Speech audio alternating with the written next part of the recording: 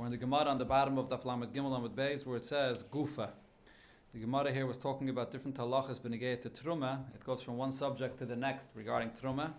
And here the Gemara brings the Braisa that was quoted before regarding a person using Truma Tmeya.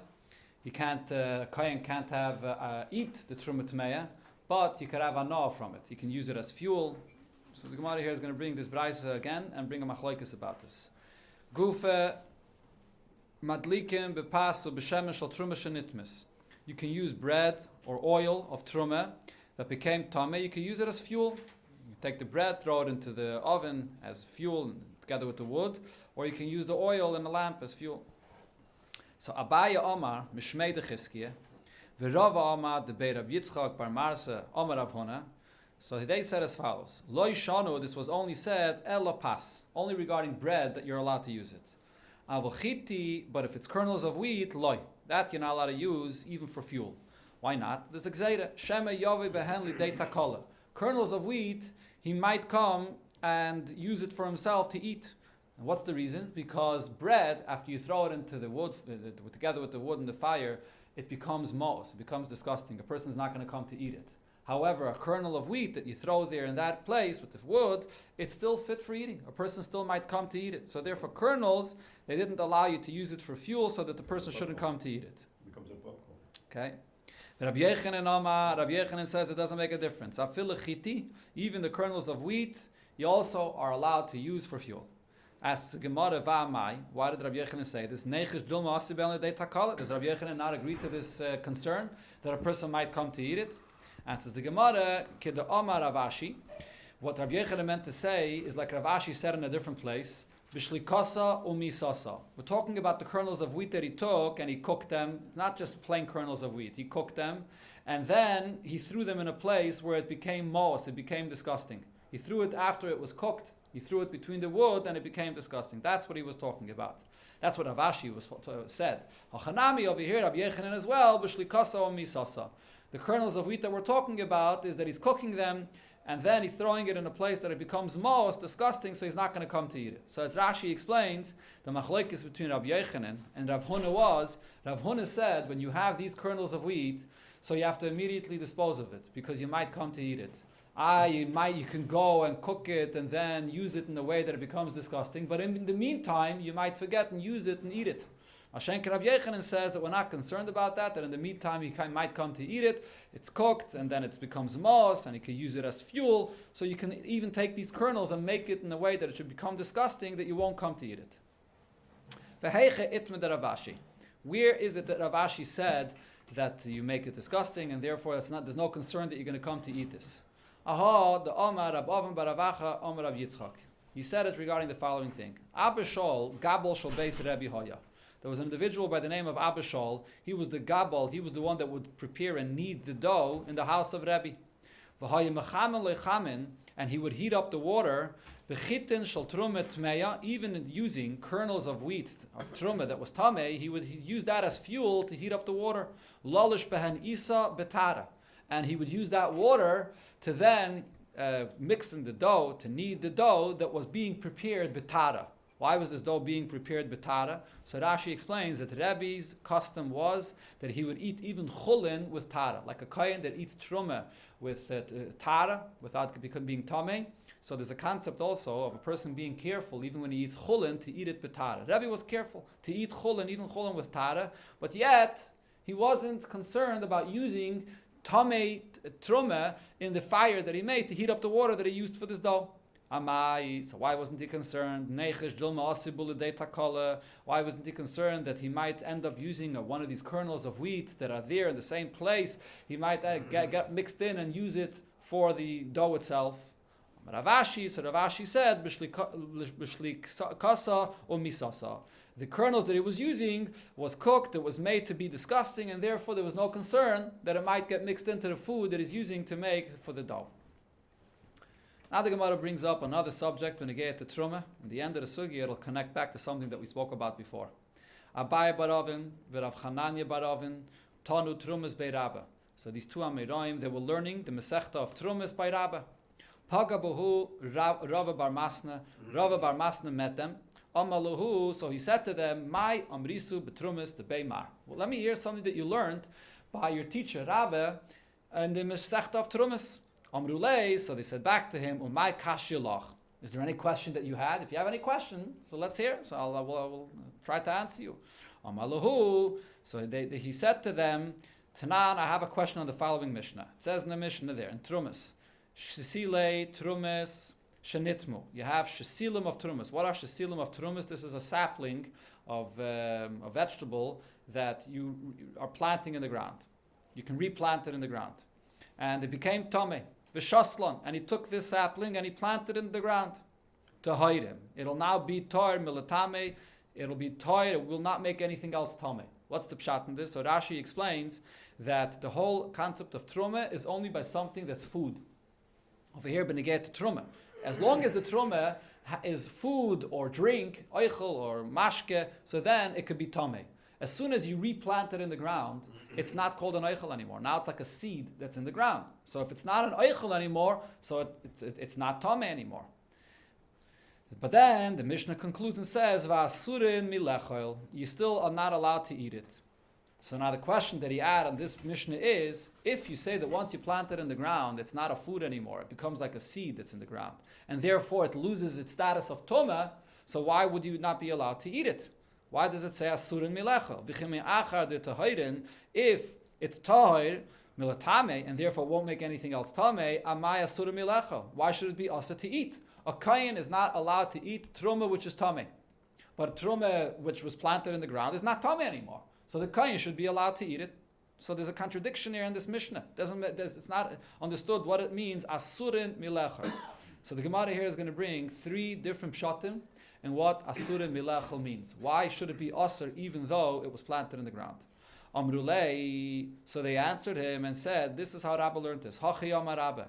My asurin, when it says over here in the Mishnah that what was planted, these saplings that was planted, and it becomes tahir now, but it's asur asurin lezarim. What it meant to say is not that it's asur to the kayin to eat because it's still tummy. It's not tummy anymore.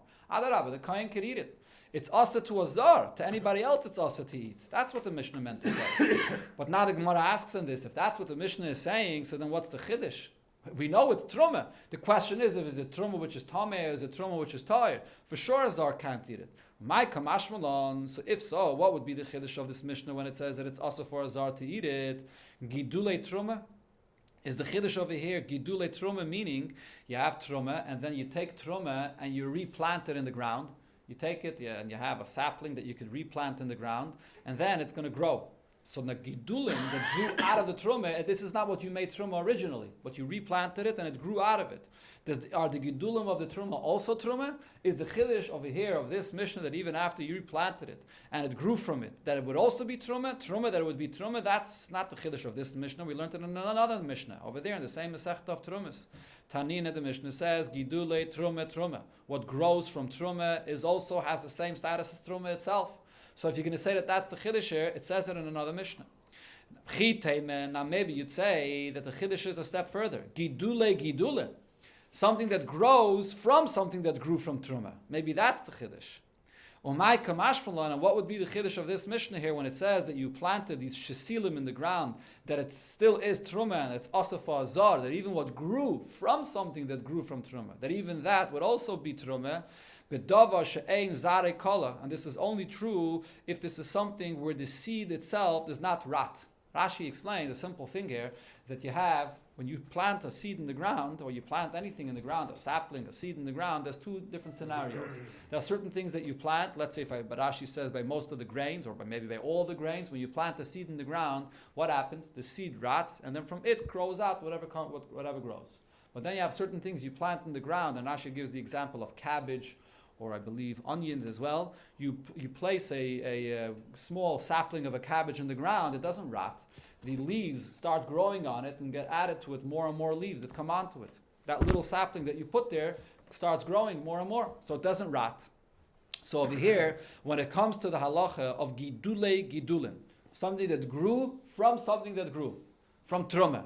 If it's something where the seed itself rotted in the ground, So the Mishnah there in Truma says befedish that Gidule Gidulin will not be Truma. The halacha that Gidule Gidulin is Truma is only if what you placed into the ground itself did not rot. And the way Rashi learns this is, let's go back to the example of cabbage. When you have a little cabbage that you put into the ground, like a little sapling of cabbage that you put into the ground, so it has very small leaves on it. So the Gidulin of that was, that was Truma. Talking about a case that this was Truma. So the Gidulin would be the actual leaves itself that grew to a larger size. Gidulin would be new leaves that came out of it that were b'chlal not there before. That's how Rashi learns this. So if that's what the chiddush of the Mishnah before, when it said that it's asurin, that it's asafar azar, is the Mishnah referring to this case of Gidulin, this is also something that it said in the Mishnah. Hanami tanin, it said it there as well. The Mishnah says, hatevel gidulav mutarin. Tevel, which is the produce that Truma was not taken from it yet, and it's asa to eat. So what grows from it is mutter. Bedavar shezarei kola. But that's only by something where the seed itself rots in the ground. Avol bedavar she'ein zarei kola. But if it's something that the seed itself does not rot in the ground, afile gidule gidulin asurim ba'achila. So then even what grows, from what grows, would also be asur. So as I mentioned before how it works by the cabbage, even the new leaves that come out will also be asur. So just like it says this regarding tevel, the same is true regarding truma. What's tevel? Tevel is something that the produce, the truma, wasn't taken yet. So the same thing is true regarding truma. So the point that he's asking him is, going back to what it said before the Mishnah he quoted, when it says asurin milechel, you can't say that the chiddush is that even though it was planted, it's still going to be also because of the gidulin. All of these scenarios of gidulin was already explained in other Mishnayos. Ishtiku. So these two Amirayim, which were learning by Rabbah, and they thought that they knew Masechta Truma so well, they were quiet. They didn't know how to explain this. They couldn't answer this. Amalei, so now they said to him, Midi Shmielach Baha, did you hear a pshat about this Mishnah? So he was really testing them, sort of, because now we see that he himself knew the pshat in this Mishnah. He was asking them, oh, what did you learn by Rabbah? Well, now they asked him back, do you know pshat in this Mishnah? Amalahu, he said, yes. Hachi Amar Rav Sheshis. This is what Rav Sheshis said. My asurin, when it said there in the Mishnah, when you plant a sapling of truma in the ground and it's asur, even though it becomes tahir, what does it mean when it says that it's asur? Asurin lekayanim, it does mean to kayanim, not to zarim. It means it's asur to the kayanim, but why? Hayo v'ifsilu luhu behesach hadas. There's a new psul besides tumah, which this is the way the Gemara understands this now. The Gemara is going to bring a big discussion about this, but right now what the Gemara is saying is the very fact that you took your mind off the truma by planting it in the ground, hesach hadas passes the truma. So over here, even though by planting it into the ground, it's not an eichel anymore, it becomes a seed, and therefore the truma that's on it is gone. But the very fact that you planted it in the ground, there's a hesach hadas, and hesach hadas in itself makes the truma unfit for eating. Rashi here brings the pasuk where it says, "Es mishmeres trumaisai," that you have to guard your truma. Avid la shimur v'loy tasiach daitcha, that you should guard the truma and not take your mind off it. If you take your mind, if you put the truma in a place where your mind is off of it, it's not in a place where you can keep it safe. Like over here, you're planting it like a seed in the ground, a sapling that's planted in the ground. Hesach hadas, it becomes possible for a kohen to eat. That's what this Mishnah is teaching me. So now the Gemara will say this whole entire concept of Hesach Hadas is not so simple at all. There's a big machlokes about this, and the next piece of the Gemara will go into all the details about the subject of Hesach Hadas. This answer would be good according to the opinion that says Hesach Hadas psul aguf have, that this new psul that we just introduced here of Hesach Hadas is actually its own psul. There's an inherent psul by Truma that if you take your mind off of it, it becomes possible to eat. So shaper. So then that's the pshat of what the Mishnah said over here, that it's also to eat because you planted it in the ground. But there's another opinion that says that there's no inherent psul of Hesach Hadas. What is the issue with Hesach Hadas? The issue is that it's a psul tumah. Because you took your mind off of it, so we're concerned that it became tameh. So it's l'chayra psul only midrabanan. It's only a gzeira midrabanan, that because you took your mind off of it, it might become tameh. So if that's the case, so how could we apply that concept to this case? Over here we're talking about a person that what was he Mashiach Das? He took a sapling and planted it into the ground. That's why he took his mind off of it. Is there any concern that this became tameh? No, it's placed into the ground. Adarabah, when he places it into the ground, it was tameh, he removes the tumah by placing it into the ground, because now it's not an item of a food anymore. So there's no concern that it became tameh. So we can't explain our Mishnah according to that opinion. So how would we explain this Mishnah here? And here the Gemara brings the machlokes and goes into it barichas. The Etmer, we learned this machlokes, hesach hadas. This psul of hesach hadas that applies to truma and it applies to kachim as well, as we'll see here in the Gemara. What's the basis of this psul? Rabbi Yochanan says psul tumah. Hava. It's not its own psul for itself. When you take your mind off truma, the issue is that it might have become tummy. But Rab Shimon ben Lakish says no, it's a new psul for itself. Psul aguf ava. It's its own inherent psul that you take your mind off something, of truma that is, it becomes tummy. So the Gemara explains the nafkamina. Rabbi Yochanan ama psul tumah hava. Rabbi Yochanan says that it's only a psul that we're concerned that it might have become tummy. What does this mean? Shim yave eliyav yitarena. If Eliyahu Navi is going to come and say that this truma that you took your mind off of it, it did not come in any contact with tumah, shaymin loy. We'll listen to Eliyahu Navi because the only reason that it was an issue is because you had a concern that it became tummy. But if Eliyahu Navi tells you it didn't, so then you'll know it's not tummy. Rab Shimon ben Lakish says, taking your mind off the truma, this in itself makes it possible, whether it came in contact with tumah or not. So if Eliyahu Navi is going to come and say that this is tahir, it didn't come in contact with tumah, it doesn't matter. Psul aguf, it's a psul aguf, the hesach hadas in itself is the psul. This is the machlokes of Rish Lakish and Rabbi Yochanan. So the Mishnah we said before will only fit according to Rish Lakish, the pshat that the Gemara brought from Rav Sheshes, and not with Rabbi Yochanan. So now, before the Gemara gets back to a third pshat that it says in this Mishnah, the Gemara first brings a few questions regarding this machlokes between Rabbi Yochanan and Rabbi Shimon ben Lakish. Eisvei, Rabbi Yochanan and Rabbi Shimon ben Lakish. Rabbi Yochanan asked Rabbi Shimon ben Lakish. It says in the Braisa as follows: Rabbi Shimon ben Rabbi Yochanan ben Breika Eimer lul cotton haya ben kevesh lemizbeach. There was a small hole between the ramp and the mizbeach itself. By the western side of the ramp, they had a small hole over there in the ground. What was the purpose of this hole? If there was any chatas ha'oif, what did you do with a chatas ha'oif? Over there, in that western side of the ramp of the mizbeach, the kohen would do malika, which is with a shchita that's done with the nail of the kohen, and then you would take the blood and it would be sprinkled over there in that place on the mizbeach. But what happens if it became a psul? A psul happened, so then they would throw this bird over there in that place, in that hole, and then you have to wait until its form becomes decayed. What this really means is you have to wait overnight. Why do you have to wait overnight? Because overnight it becomes nicer. And only then, when it becomes nicer, it becomes pasul, v'yotzin lebeis hasreifa. And then, after it becomes nicer, you take this bird, which is pasul, and you can burn it. And you burn this bird. But until then, they put it over there in that hole. They had a place where they placed it over there until that point. Okay, so now before we go weiter in the Gemara here will explain kachim that becomes pasul. What are you supposed to do with kachim that becomes pasul? Supposed to burn it.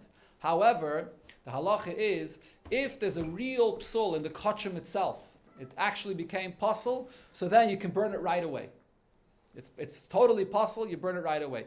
If there's a psul that happened to kachim, but it's not a psul in the kachim itself, it's a different psul that happened to something else that doesn't allow you to be makriv the carbon, that doesn't allow you to do the zrika.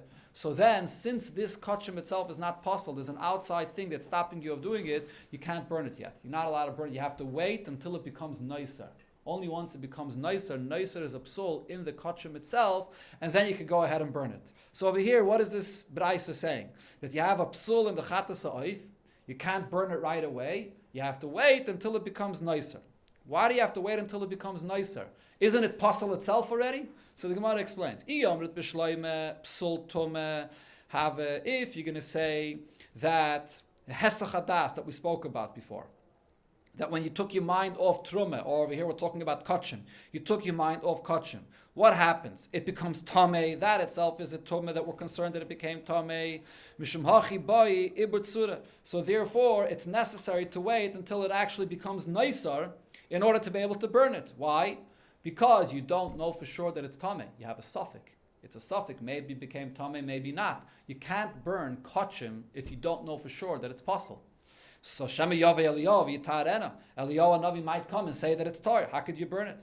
Eli yomret psula gof. But if you're going to say that if you took your mind off of it, it's already a psula gof.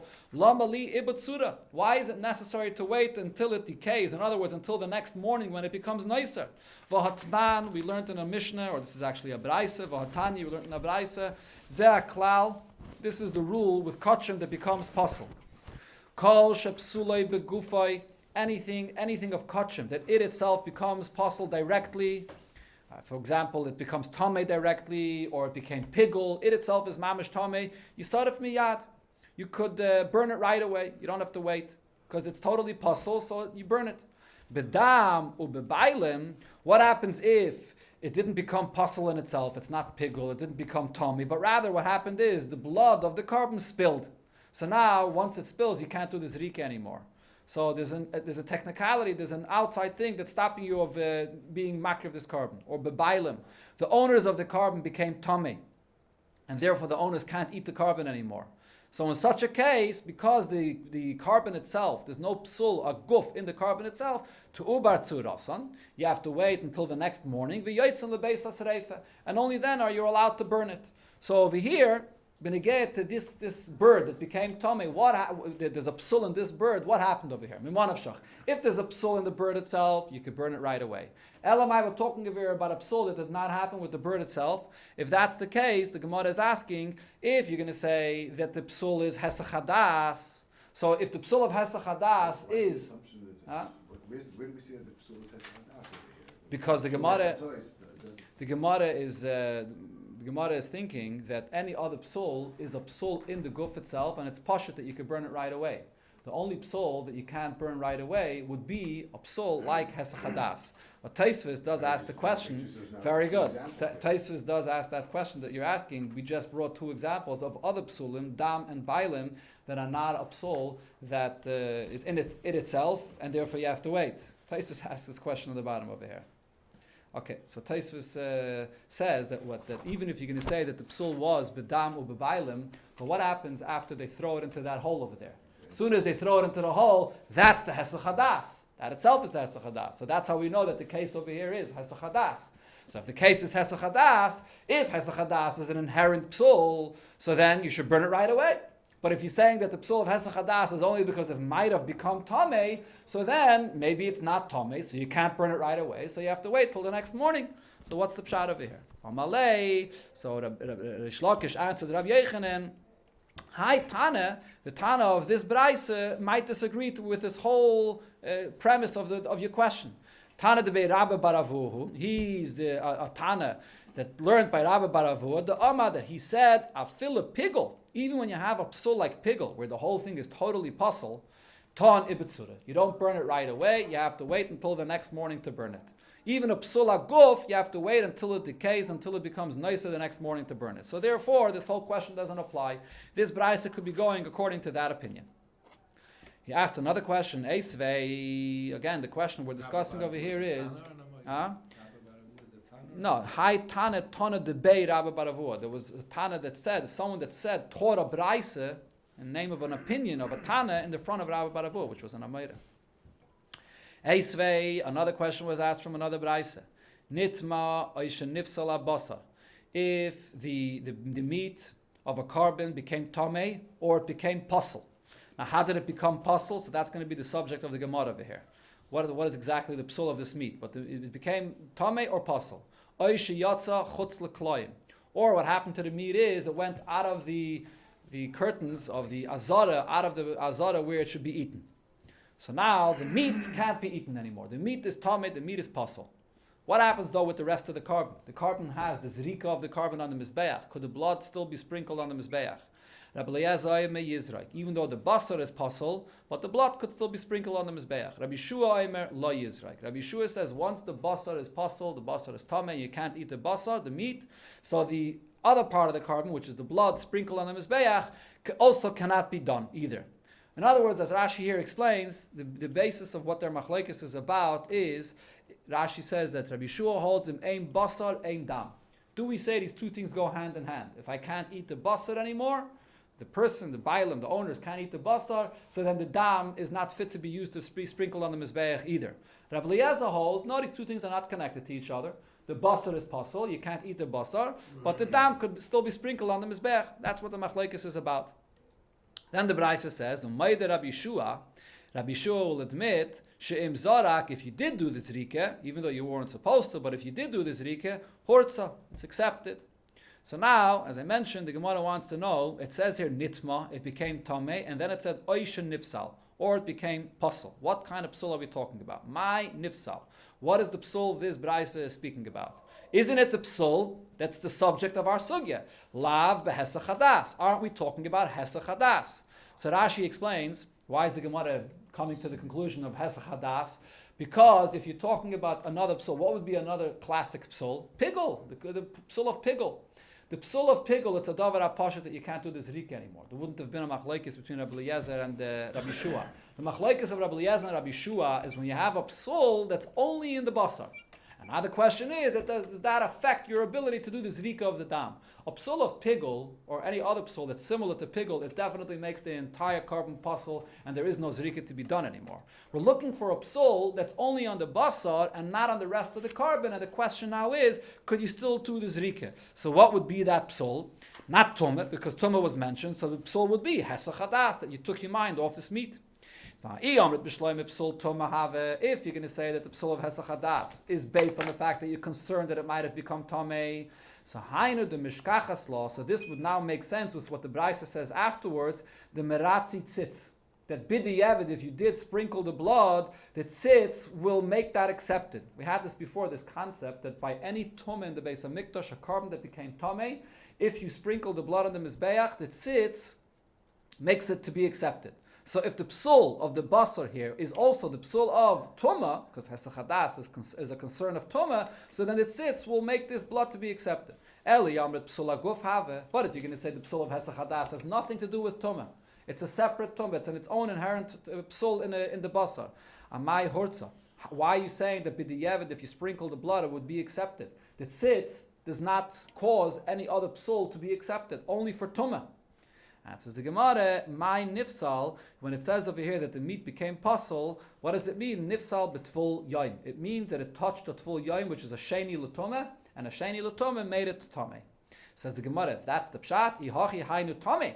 It already said before, nitma, it became tameh. And says the Gemara, trei gavni tameh. The Braisa is mentioning two levels of tumah. It became tumah from a rishon l'tumah, or a higher level of tumah, and then it's also mentioning a lower level of tumah, even the tumah from a tful yaim. But we're not talking about this. Braisa is not discussing a case of hesach hadas. Okay, correct. Right, from a tful yaim. So now the Gemara returns back to the Braisa that this Gemara began with. We only brought up the subject of hesach hadas because it was relevant to the pshat of the Braisa before, when a person took a sapling of truma, which was tameh, and he planted it in the ground. So what happens when you plant it in the ground? It's not metame anything anymore. It's not oichel, but it's still said in the Braisa, asura melecha. The kohen is not allowed to eat it. And our question was, why is it not allowed to be eaten? So we brought two pshatim. Now the Gemara is going to bring a third pshat. Kisalik Ravin. When Ravin went to Eretz Yisrael, Omra l'shmaite kamed Rabbi Yirmiyah. He said this Braisa, or this Mishnah about Asura Milechel in front of Rabbi Yirmiyah, and he said over the pshat that the Gemara said over here. Omar, Rabbi Yirmiyah said, Bavloi tipshoi. The Babylonians are fools. Mishum de Yasvi ba'arach hasheicha. They sit in the land which is dark. Amrit n'shmaitze de mechshechu. And therefore they interpret the Mishnah also in a dark way. They didn't interpret the right pshat over here. Rashi says the pshat of Bavel being a dark place is Pashat Begashmis. It's a place that's in a valley. Eretz Yisrael is in a mountain. You go up to Eretz Yisrael, and Bavel is in a low place, Begashmis. But there's also the famous Gemara that says, and it's actually Rabbi Yirmiyah that says it in Sanhedrin, that b'machashakim hoishivani. The pasuk that says that you placed me in a dark place, Zed Talmud Bavli. The Talmud Bavli is considered to be a dark place, as opposed to Talmud Yerushalmi. In Talmud Yerushalmi, everything is explained directly, clearly, without discussions, questions, and answers. Mashenkin and Bavli, everything is a discussion with questions and answers. So he says this style of learning, like in the Bavli, is with questions. This is the darkness of the learning. Something that the Chassidus speaks about. That actually there's a mile in Talmud Bavli. When a person learns with all the questions, it brings you even to a greater depth, to a greater connection. Kopanim, so he said that they didn't get the right pshat. What's the right pshat in this Mishnah? Did you not hear what Rish Lakish said in the name of Rabbi Shia? There's a special chumrah that applies to kachim and truma. That when you plant something, it will not make it fit for eating. If it was tameh, and once you planted it, it will not make it fit for eating. And the Gemara brings this up first of here to what he said by kachim, and then the same thing will apply by truma as well. What did he say by kachim? Me'achag. You have the water that's used on Sukkos for the Nisach HaMayim, the Beis HaMikdash and Sukkos. Shenitmu, it became Tameh. So Rashi says, so let's say it's talking about on a Shabbos, so they can't go and get new water. You can't carry from the Meah Shiloyach, they used to go and get the water there. It's Shabbos, they can't get new water. So how would you make this water fit for being poured on the Mizbeach? So what would you do? There was a canal of water that came from a spring that was running in the Beis HaMikdash itself. So there's a concept called hashaka, which means you take water which is tameh, you bring it in contact with water which is tahir, and it makes that water which is tameh tahir. Just like you have in a mikveh, you have mayim she'uvim, a mikveh which is mayim she'uvim, and then you have the second bayr of a mikveh, which is the rainwater, and the hashaka, when they kiss or when they come in contact with each other, it makes it fit to be a kosher mikveh. So it's the same thing also regarding tumah.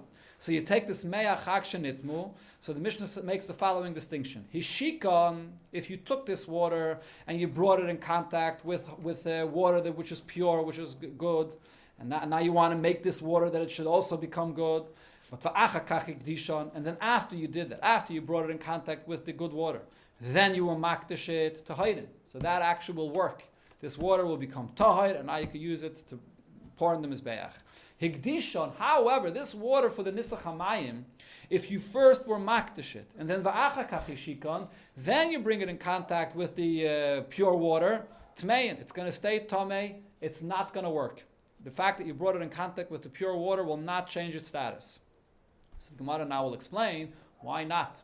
If there is this concept that if you bring it together, if you bring it in contact with the pure water, it takes away the tumah, so what difference does it make when you will makdish it?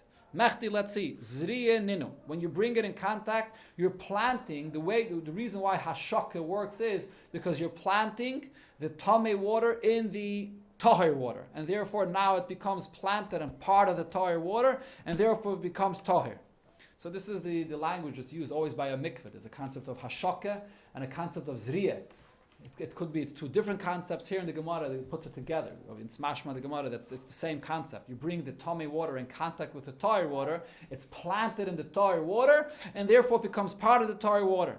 So if that's the case, Mali hishikon v'achakach igdishon, Mali igdishon v'achakach hishikon. What does it make a difference in the order that this happened? If it was first made holy, and then you brought it together, or in the other way around. So what do you see from this? Alma. You see from this, ein zriya lehektish. Once you will makdish it, if this water was already hektish, this idea of making it tahir through planting it in the pure waters doesn't work. Zriya does not remove the tumah to make it fit on the mizbeach. Zriya only works if the water was still chulin, then it works. Then this method works. But there's a special chumrah for hektish that it does not work. Special chumrah. Hochanami, that chumrah applies as well over here by trumah.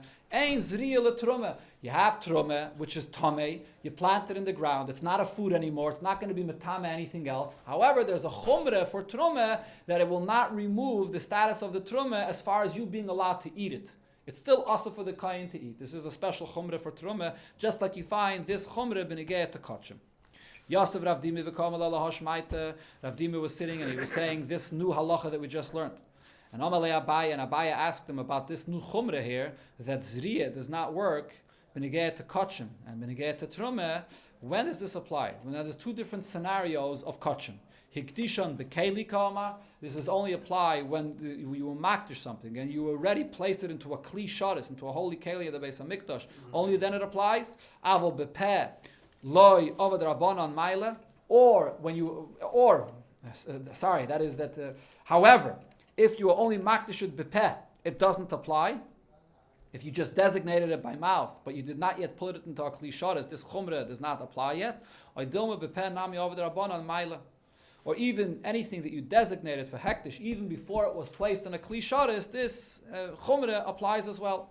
Amalei, so he answered him, Zulay Shamaiti, the question that you're asking about this particular chumrah, whether it applies, even if you only designated it by mouth, I didn't hear anything about this clearly, but Kayetzeba Shamaiti, I did hear something else similar to this. Rabbi Avo said in the name of Rabbi Yechanan. And here we bring back up a subject that we spoke about before. Anovim shenitmu, grapes that became tummy. And at this point the Gemara is assuming what kind of grapes are we talking about? Grapes of kachim. Grapes of kachim that became tummy.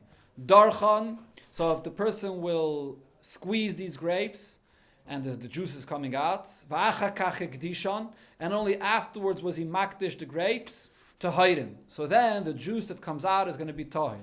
Higdishon, however, if he was makdish the grapes first, and afterwards he squeezed them, then tameim.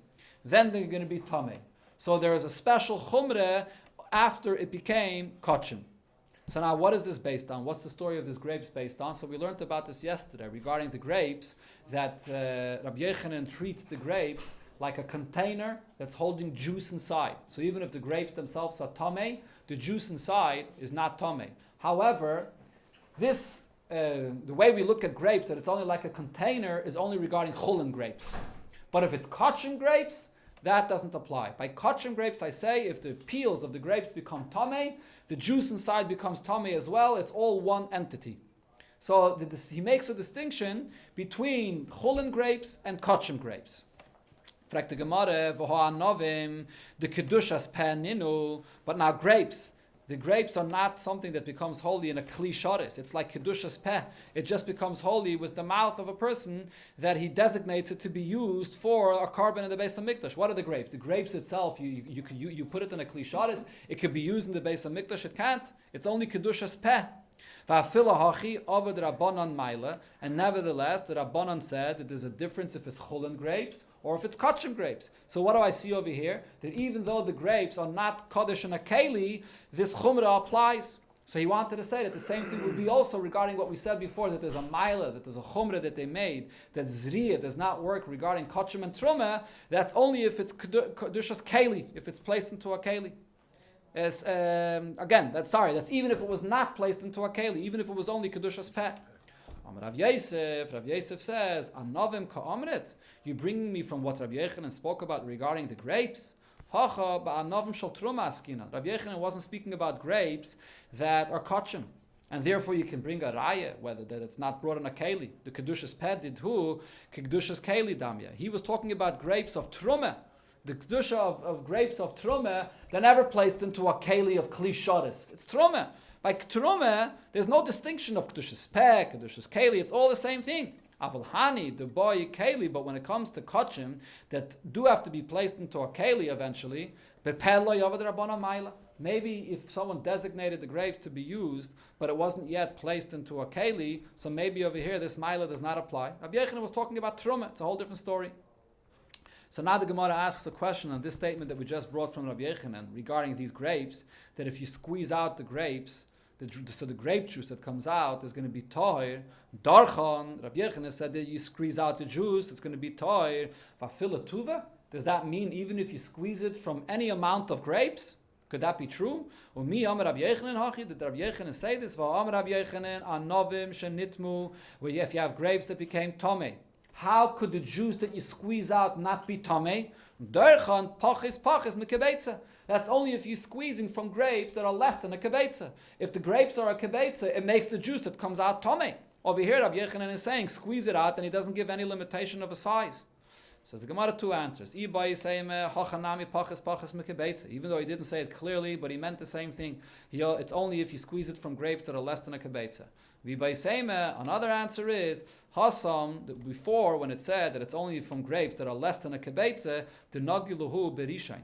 It's because a rishain l'tumah that touched these grapes. The havalo inu sheni. So the grapes itself became a sheni l'tumah, and therefore the juice that comes out of it is going to be tamei, unless it's smaller than a kebetza. Smaller than a kebetza won't make it tamei. Hacha the nagu b'sheni. Over here we're talking about grapes of trumah that touched a sheni. The havalahu shlishi. So the grapes themselves are a shlishi l'tumah. If the grapes are a shlishi l'tumah and the juice inside of it is not part of the grape itself, it's only like contained inside the grape, the juice that comes out does not become tameh, because by truma, shlishi l'tumah is the last level of truma. There is no revi l'tumah. So therefore over here, you can squeeze it as much as you want. Whatever will come out will not be tameh. Omar Rava says, Rava Afanan Nami Tanina, we also learned about this special stringency that there is regarding kachim, and that this stringency regarding kachim is even regarding something that's not kadosh and a keli. Where is this? By the waters that's used for para aduma. V'nosan olav mayim chayim al keli, that you have to place the water of the para aduma into a keli. What do you learn out from this pasuk? Shetehei chiyusan bekeli. That the water in the keli that's used for the ashes of the para aduma, you have to take it directly from the spring of the water from the wellspring. You can't put it in one keli and then place it in this keli. It has to be directly. That's what chiyusam bekeli means. The living water is coming directly into this keli.